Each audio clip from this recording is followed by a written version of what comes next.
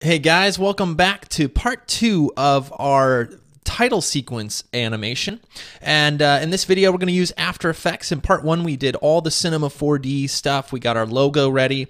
We brought it in Illustrator, extruded it in Cinema 4D, and prepared our final render for After Effects, where we're now going to composite it in the scene, and we're going to kind of make this final piece shine. So I got my coffee. I'm ready to go. Let's head on into After Effects and finish this thing up, shall we? All right, so here we are. If you were following along in part 1, you may already have this set up, which is just our basic render. If not, let's just go back through it really quickly. I'm just going to delete this. And this is a fresh project. I always like to start from scratch. And we have to just import our footage that we're going to track our logo into.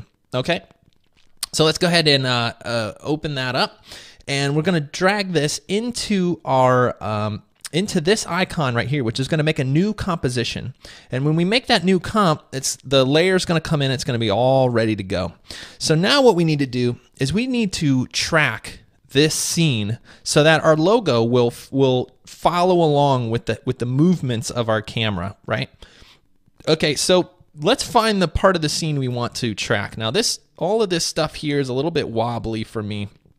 I kind of want to start right after we lose focus here. We're going to start. So we can crop our layer now to just start here. And the way we could do that is by grabbing the front of this layer, this railroad tracks layer, whatever movie you're using, and moving it back. And if we hold shift, it will actually snap to the playhead. You see how that snaps there? Once we have that, we can now move the whole clip forward and start this at frame 0. I'm going to use that shift trick. By holding shift, I'm actually snapping to 0. You see what's going on there? Boom. And now we can start at 0. We have our whole clip here to kind of go track and to composite together. So let's go ahead and track this and prepare it for our logo. And the way we do that is we could just right-click on our video, and right here toward the bottom of this menu, it says Track Motion. When we go into track motion, it's going to open up a new kind of layer layout here, and it's going to add some stuff there at the bottom, but most importantly, it's going to add this track point. And this is where we set up our track. Now, what the track is going to do is it's going to look at pixels in our scene, and it's going to try to follow those pixels throughout the duration of our scene. So a couple things to keep in mind when you're tracking things. One is that you want to make sure that you're tracking. We have a pretty stable scene, nothing too much, except for things on the very edge. You know, those things kind of disappear in and out of the scene. Like this light over there would be a bad example of something to track. But we want to make sure whatever's in the scene will remain in the scene for the entire clip.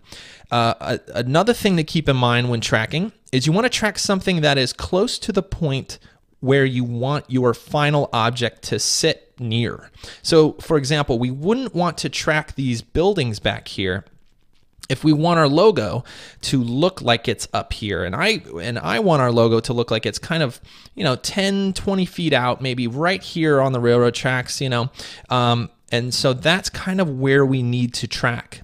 Now, and this brings me to the third thing to remember. I guess there's going to be quite a few things to remember, but you cannot track patterns.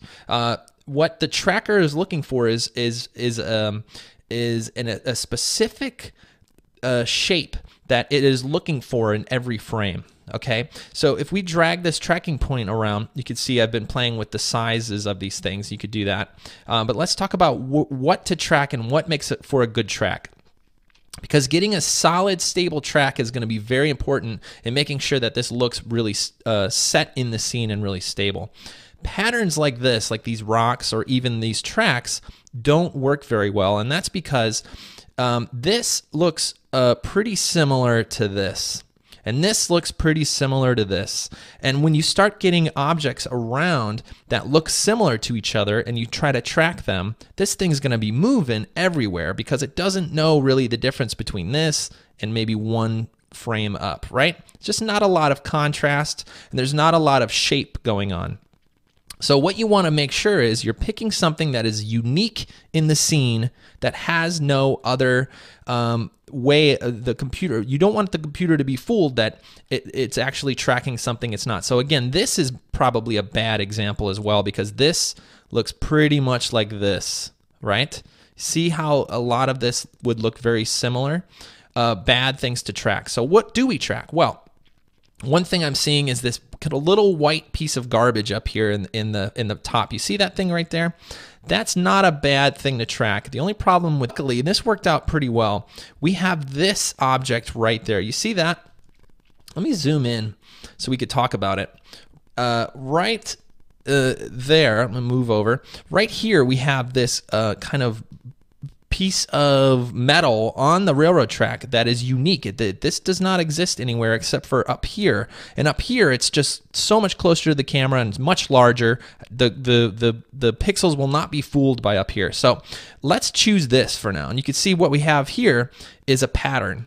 And the pattern we have here is, I should say an anti-pattern. We have no pattern. We have a shape that is very unique to the scene that the tracker will now look for this exact shape over and over and over again in each frame and then track the position of this object. So this inside box is what the computer will be looking for. What the algorithm or what the tracker will be looking for in every frame is what is in this inside box. This outside box is how far away it will look for that image. Okay, so if your camera is moving very quickly and you have a very shaky piece of footage, or you're moving around a lot in the scene, you're going to want to have this pretty large if your camera is moving fast, because it needs to, maybe on the frame next to it, it might move this far and it needs to look around this whole area to find this pattern. In our case, we don't have a too shaky of a camera, so what we can do is we can actually just kind of shrink this down. We want to give it plenty of room, but the larger these boxes get, the longer the track takes as well. So that's something to keep in mind. One other thing to make sure you're doing is to make sure you're on frame 0. And so you're starting from frame here. The next thing we need to do is set up a second tracking point. And what this second tracking point does is it allows us to, let me make sure we can see everything here. Make some room. There we go. What the second tracking point allows us to do is not just track position, but also rotation, because the camera is also rotating side to side, and we want that to be tracked as well, so our logo will sit in the scene properly. So let's go ahead over here in our tracker data, and this could be somewhere else in your scene, but find that tracker tab, and if you don't see that, it should be up in window, and you could find it under there, under tracker. You can go to rotation, and once we click rotation, you see now we have 2 tracking points. And we have to do the same thing with this other one, but we need to use a separate tracking point. And luckily, we have this little thing right here, this little tab. Let's go ahead and pull this over. I'm just going to largen this up here. Largen, it's a word I made up. All right, and we're going to drag this over, and we're going to pick this little pattern right there. And you want to find these patterns in your video. And again, I keep saying pattern, but what I mean is a unique shape that does not exist anywhere else in your video. Things with edges, things that have a lot of contrast. A very bright black and white point is very good for this. The tracker uses contrast to decide whether or not it's on the correct piece of video in the next frame. So things with high contrast, an edge of something, a non-repeatable edge, or not, something that's not a pattern like these railroad tracks. So here we go. I'm gonna get this point.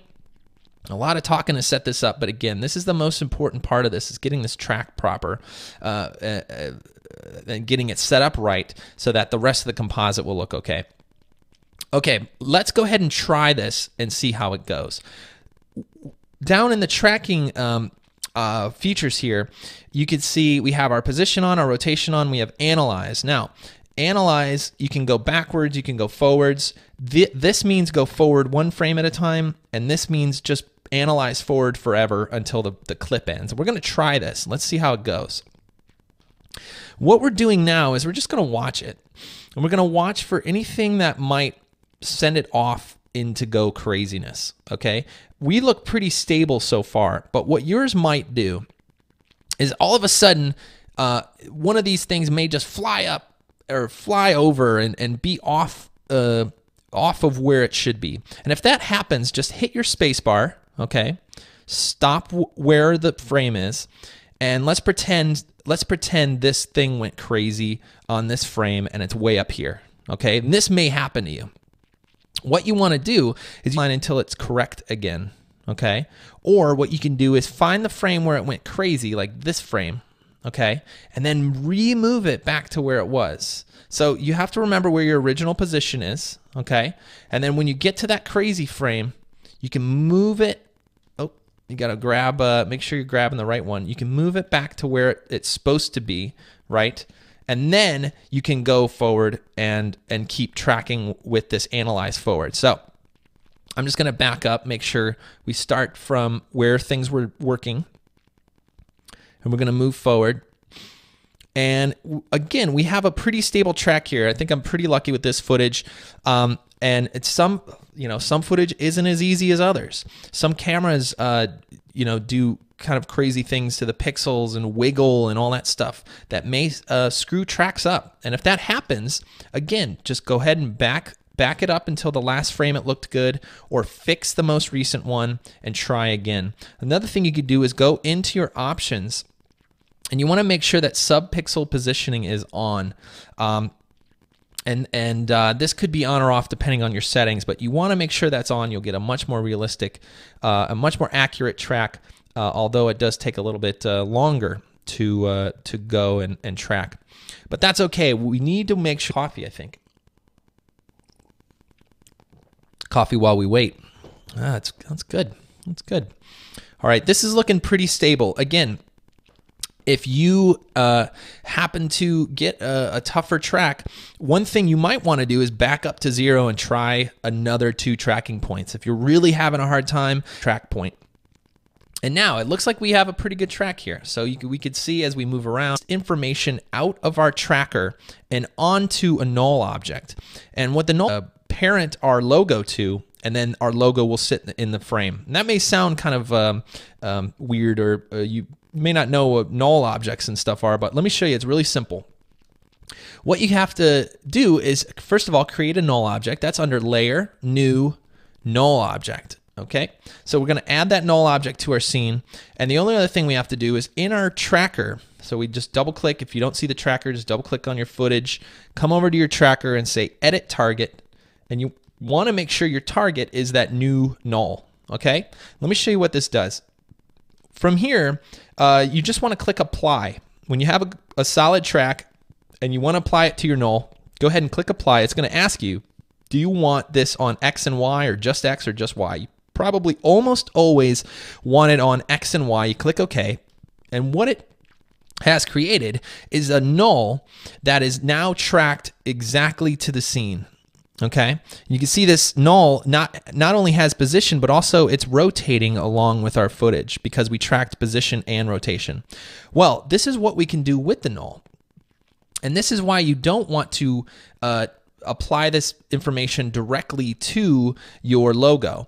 If you apply this position and rotation data directly to your logo, you're not going to be able to move it around the scene. But by adding it to a null, now what we can do is import our logo by double-clicking it over here. And you can also, well, let's go ahead and pull in the logo and then we'll talk about it. I'm going to select our TIFF that we made earlier, and I'm going to open it up. It's going to ask me, because I have a straight remember we set up our alpha channel in the Cinema 4D section. We set that up as a straight alpha, and it's making sure that it's a straight alpha, and it's guessing correctly. So let's go ahead and click yes, and let's pull this into our scene by just dragging it over. And you can see it's a little bit large, so I'm going to hit S for scale with our logo selected and just scale this down. And we're just going to roughly put it in the scene where we think it looks, kind of correct, maybe a little bit larger. And again, we can always tweak this stuff, but let's get close. And now here's the thing. The logo isn't moving, right? What we do now is we have to make sure the logo knows that it needs to move with our track. And the way that we do that is we're going to parent it to the null. And this parenting kind of feature here, first of all, if you don't see it, what you can do is control click up in this upper layer here. All you have to do is tell the logo that the logo is now a child of the null. So the null is now the parent. So think about what this means as far as the parent-child relationship, right? If you think about it this way, the logo is now going to be a child, and the null is the parent. And what that means is wherever the parent goes, the child will follow. And that's all you're doing. That's all you're setting up here in this relationship, is you're saying, in this parenting situation, who is a child and who is a parent, and of course the child will always follow the parent around. So here's what you do. You grab this little thing called pick whip, right? And what you have to do on your logo is pick whip it to the parent, okay? So this makes the logo a child of the null1. And now what this means is wherever null1 goes, the logo will follow. And now we have a track. We have this logo looking pretty good part in making this a realistic looking track and a realistic looking composite. And so from here, we can watch this. And now if you're new to After Effects, let me show you a couple things we could do to kind of show a preview of what we've done so far. First thing we need to do is work on our work area. And if we do a preview right now, it's going to go all the way to the end. And we don't want that. We only want the preview to go right where the footage ends. And we could do that by finding where the footage ends. We could just, I'm also using page up and page down to move forward and back a frame. Okay. And I know some of the laptops won't have those keys, but that's why you always use a full keyboard when I'm using After Effects here. And from here, what I want to do is I want to create a work area to render. So let's find that last frame that we want to work on, and I'm going to hit N on my keyboard, N for Nick, I guess, and N for end. And that's kind of a cheesy way to say it, but you want to hit N to create the end of our work area. And what that means is when we render, it's only going to render to here, and then it's going to stop. So Nick, how do we render? We hit 0 on the number pad. And this is another reason I like using a full-size keyboard with After Effects. You can hit 0 on the number pad, and it's going to render our whole scene for playback. And now what we have is our track on our logo, and it's looking pretty stable.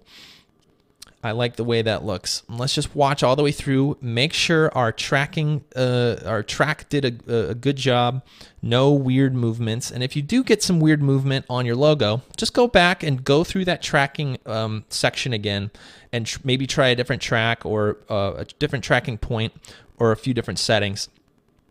But that looks pretty stable to me. That looks good. One thing to keep in mind, if you do not have a full keyboard, let me show you what we can do.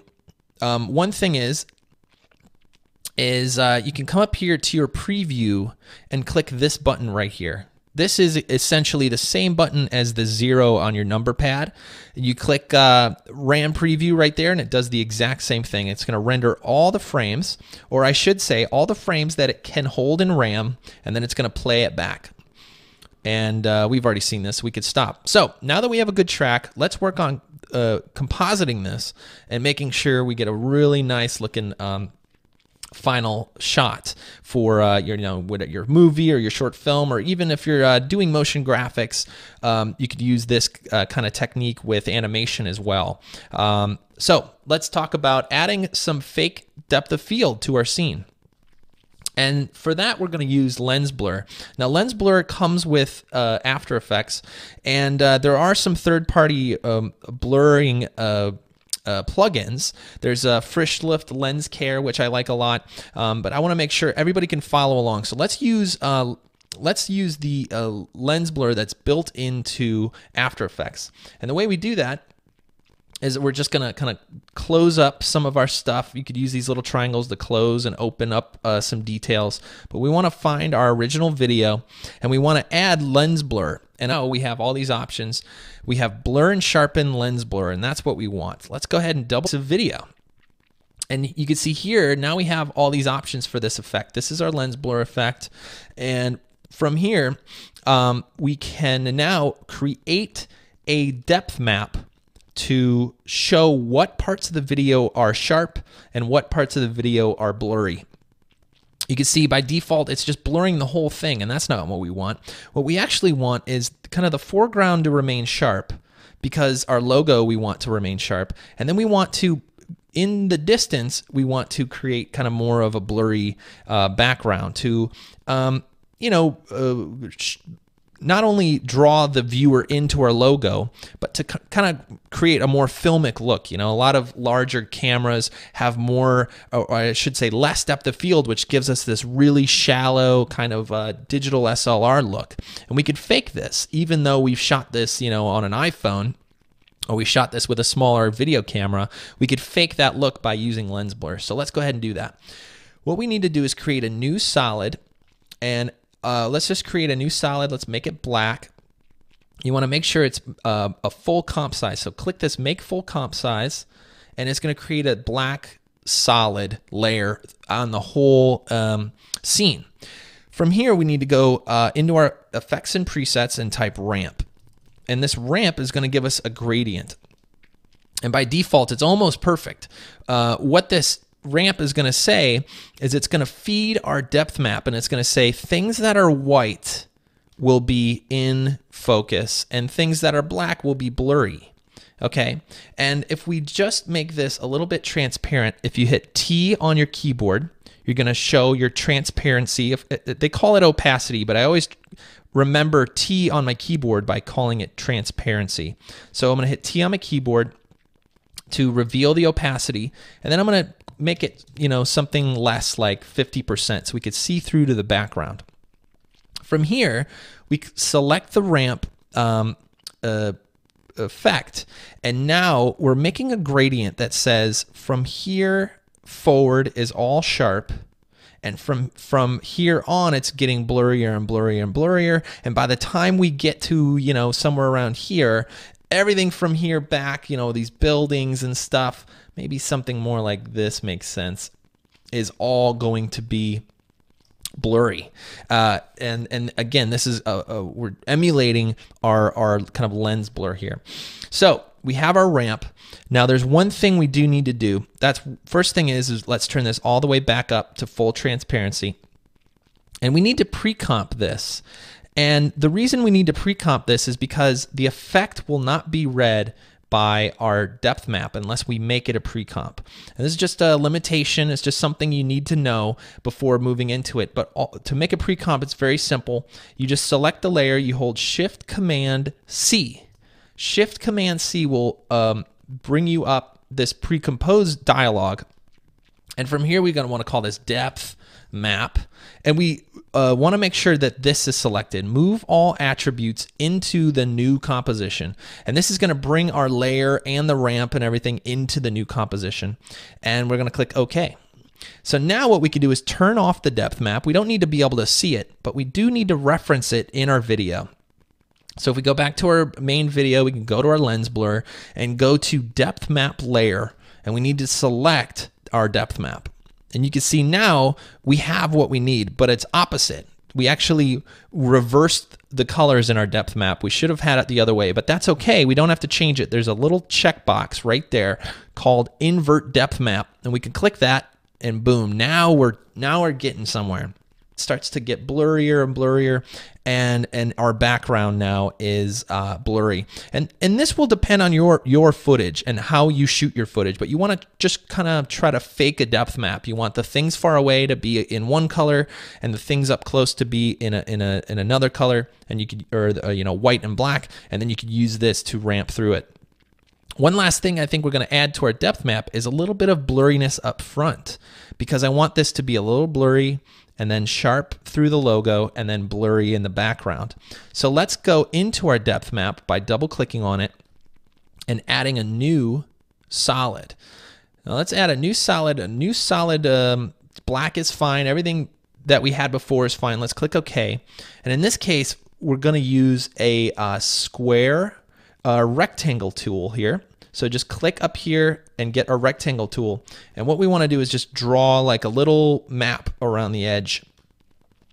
And now we want to feather this map. So if you hit F and maybe even drop the opacity down, we don't want it too blurry. We don't want it as blurry as the background, but we just want a sense of blurriness as it comes up, becomes sharp, and then blurry again.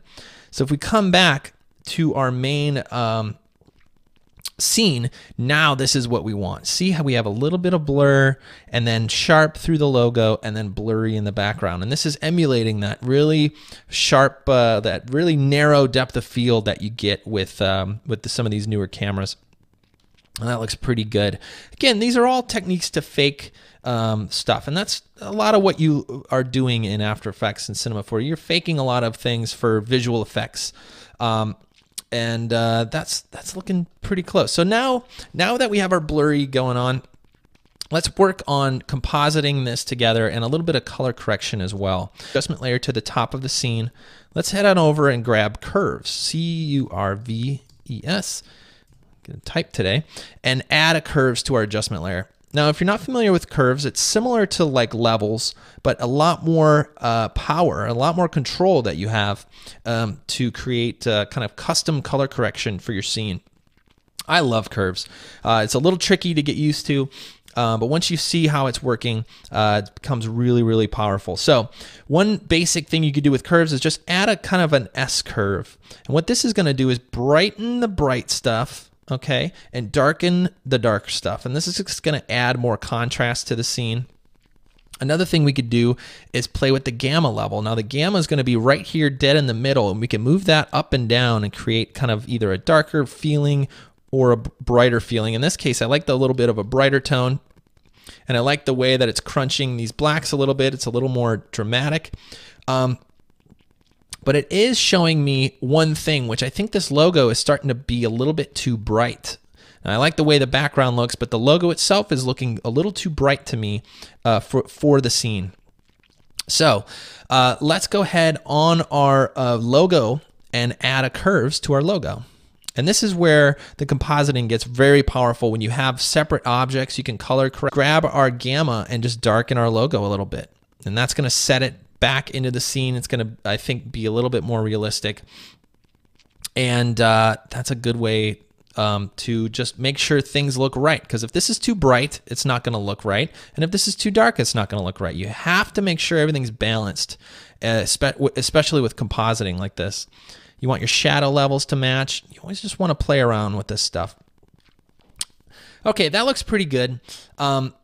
Let's go ahead and go back to our original color correction, and I want to show you a technique I like doing with curves, which gives it a lot more feeling and some cool effects you could do with the curves dialogue here. In the blue channel, and really all these channels work, but what's nice is you can control your color correction separately on each channel. And in the blue channel specifically, you could do some nice looks, kind of a vintage look, by pulling up on the blues. I'm going to go extreme and show you what this looks like extreme. But just a little bit, what this does is add blue into the shadows of your scene. And opposite, what we're going to do is add a little bit of warmth into the highlights of the scene. And this is not this is going to add not only a luminance contrast to your image, but also it's going to add color contrast by pulling down the blues in the highlights and pulling up the blues in the shadows. You're starting to add kind of a warmth to the highlights and a coolness to the shadows that gives you even more contrast and kind of a nice feeling to the scene. And if you overdo it a little bit, you can actually get kind of play with the gamma of the blue and get different looks too. This looks pretty nice to me. It's not overdone, but it gives us some nice shadows. Now, at this point with compositing, I tend to jump around. There are ways to do things in order, but what I usually do is I work on the thing that is bothering me the most. So I'll look at the scene, maybe I'll do another RAM preview here, click the preview button and, wait for a RAM preview. And as you watch it back, little things may bug you, little things you may notice. Right now, what I'm noticing is there's this halo of a shadow around the edge of our scene. And let's just play that back real quick. Our depth of field looks nice, but that halo is bugging me. So let's find out what that is. Where I think that's coming from is our lens blur. And our lens blur has an option all the way at the bottom here called repeat edge pixels. And if we turn that on, you can see it gets rid of our halo. That was the culprit. So if you're getting that halo, you can actually fix it right there. One checkbox. Can't be easier than that. What's bothering me now? Well, I think what's bothering me is there's no shadow on the ground, but with this kind of soft lighting, cloudy lighting, there's no shadowing going on. You could use, that's really quick and dirty and works really well. Just select your logo and just go ahead and duplicate it. You hit Command D, and now you have 2 copies of the logo. And if you take the bottommost copy and move it down, we're going to use this as a fake shadow to give us a rough shape of our object. And what we could do is come over here to our effects and go to fill. And we want to fill this with black, almost black. We could make it a little bit more grayish so it's not pure black. The other thing we need to do is blur this dude. So let's add a fast blur. And I'm adding a fast blur because it's fast. It renders quick, and I think it will get the trick done for what we need it to do. So what we do is we just crank up our fast blur until we have this nice kind of shadowy shape. Another thing we could do is kind of shrink our layer by grabbing the corner point of our layer that's selected, our bottommost shadow, so we could rename this. The way we rename things is we select the layer and we hit return on our keyboard, and we could just name it shadow. Okay, we could grab the edge here and we could kind of shrink it so it's not as tall, but it's just this nice little shadow that is sitting on the ground. And of course, it's way too dark. It's never going to be that dark on this kind of cloudy day. So we can hit T for transparency, and we can just dumb it down a little bit and just get a rough shadow. And that is looking pretty good. You want to play around with this. We're always going to tweak little 5 and 10% things here and there. And if this is running too slow for you, what you can do is just turn off your lens blur while you get your rough composite done. That way your RAM previews will go quicker, because that lens blur can take a little bit longer to render. And then, of course, we could turn it back on for our final composite. So let's just turn that on. That's looking nice to me. The shadow looks good. Let's see here. I'm trying to think, what else do we need to add? Well, I think a little bit of vignetting might work really well, especially on this type of scene where the logo, in the center of our scene. What we can use is a vignette to focus our viewers' attention on what we want them to look at. So think about it this way. Depth of field is used to tell the viewer what they should see. And you can also use contrast and color to tell the viewer what they should see. So in this case, we have our depth of field that is, this isn't just a trick to, make it look pretty. It's a trick to tell the audience what we want them to see. And especially in a title sequence when there's text involved and they should be reading the text and not looking around, we want to focus their attention on what we want them to read. So in this case, we use depth of field to focus After Effects. You get a layer, new adjustment layer. And again, we're going to use curves. So just grab curves, and you're just going to make everything dark. Just go ahead and drop it pretty far down by grabbing this upper level here and cranking it. From here, what you want to do is create an oval mask around your edge. We can do that very quickly by coming up to the shape tool, going to ellipse, and double clicking on it, and this is going to create an ellipse. Now, from here, with your adjustment layer selected, you want to hit F, and F is for feather. And what that's going to bring up is the mask feather, and what we're going to do is turn this up. And of course, what we want is the opposite of this effect. We want the corners to be dark and the center to be bright. And so all we have to do is click this button here, which is on our mask, and click inverted. And now we have a vignette that's popping in. There's a couple things we need to make sure of. One thing is that vignettes are always below your final color correction.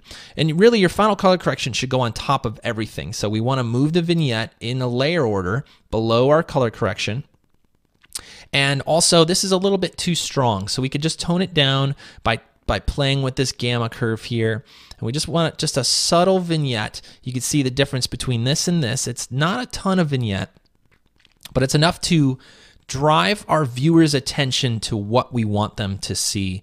And in this case, we have a pretty large logo, but again, these are just good things to learn when you're working with text, when you're working with anything really.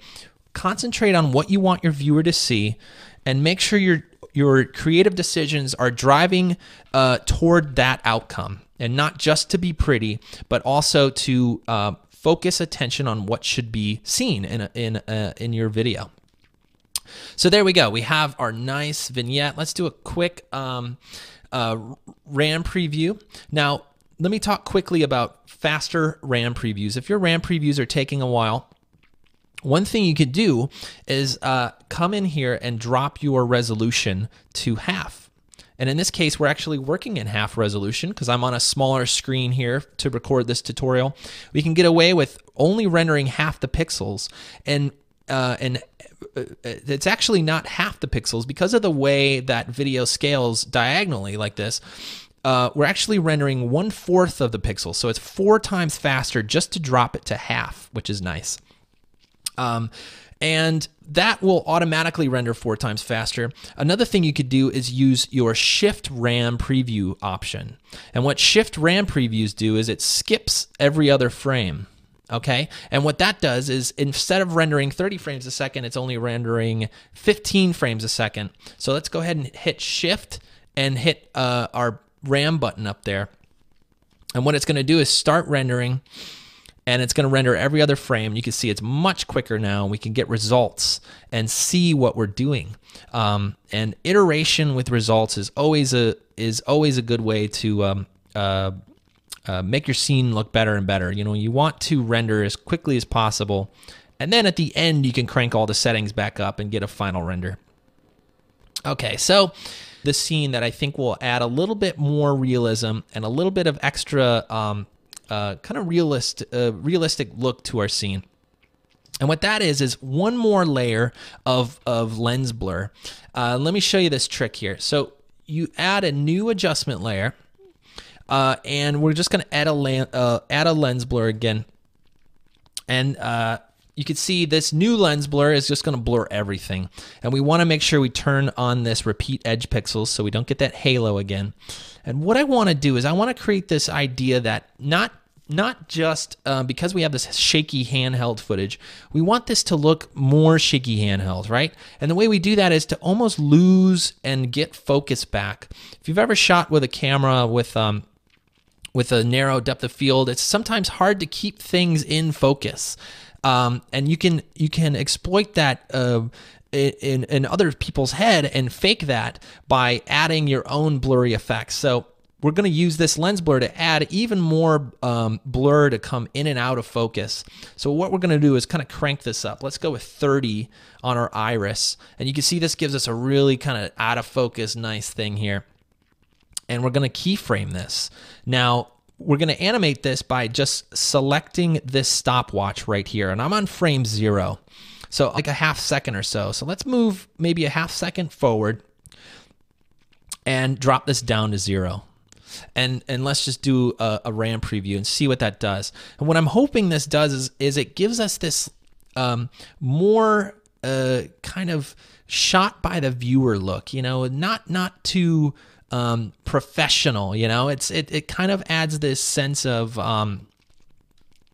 realism, like, oh, this is just shot on the fly, like I happen to see this on the street, you know.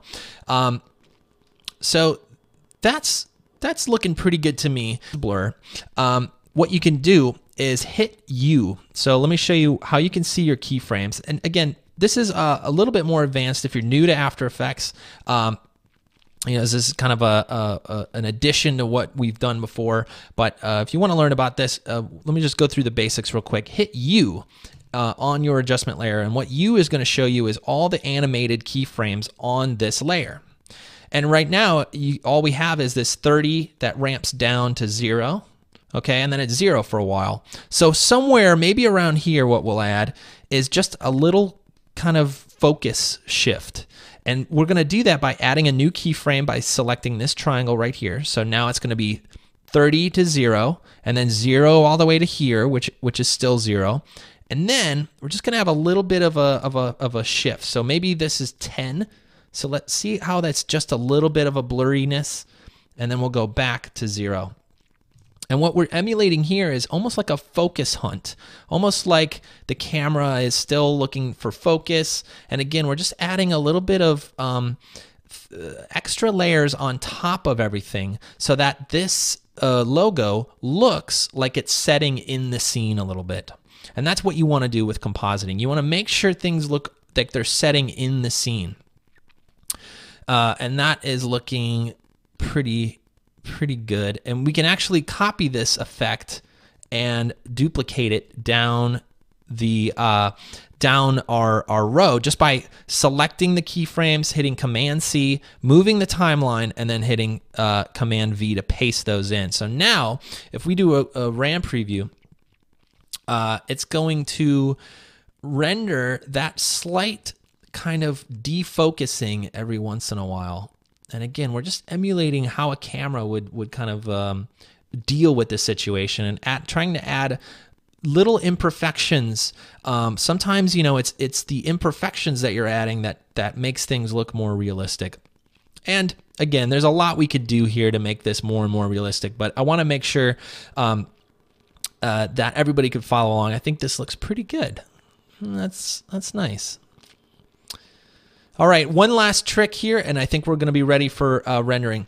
Sometimes, depending on your footage, your logo might be standing out as very, very, very sharp compared to everything else. Now, we've added a lot of blurry effects here, so it's not as much of a problem here. But one thing you could do is just add a little bit of blurriness to other objects that you want to composite. And the way that we're going to do that is just by selecting our logo, going to fast blur, and finding it, double clicking on it, and just making this something like 0.2. Really small. Just see how it's almost, you can barely see it. But what this is doing is it's softening up our video so that it matches maybe a softer video together to try to make sure they're setting in the same scene, like they were shot with the same camera. So play around with a little bit of blurriness settings, and that should help your composite a little bit with your 3D objects. So this is looking pretty good for me, especially with the time we have to do this. Of course, there's always tons more we could do to our scene, but I think we're ready for a render. Let's go ahead and set this up for render, and we'll be finished. So the way we want to export this is we want to add this to our render queue, and the way we do that is we hit Shift Command, and I think that's a /. It's right next to your Shift button on the right-hand Shift button. You want to go Shift Command /, and that's going to go into your render queue. And your render queue is where you set up where it renders to. So go ahead and set up your final render. We'll call this final render 2, since I already have 1. And you want to go to your output module and make sure you select something, maybe not animation. Now, animation is an uncompressed format. It's very large. What I tend to do is we have to turn on our audio output if we want our audio to come out as well. But what I tend to use is a photo JPEG, and this is okay for a lot of things. It's not too large, and it's pretty clean on output. So let's go ahead and select photo JPEG and keep the quality up pretty high, something like 95, and I think we're ready to go. From here, you click render, and then you wait. You should be all set to go with your composite into your own video with your logo or your name or whatever you got going on. So that's it. Well, thank you guys so much for watching. I hope you guys built something really great using Cinema 4D and After Effects, compositing it all together, maybe your name or logo. I hope you guys made something really fun. And if you're interested, I have a lot more tutorials like this on my site. It's called GrayscaleGorilla.com, and there you'll find a lot more videos like this where we do some fun stuff in Cinema 4D, and a lot of times come back into After Effects, composite it, and do some more fun motion graphics and title kind of stuff. So anyway, thanks for watching, everybody, and hope to see you in another video really soon. Keep making stuff and have fun. Bye, everybody.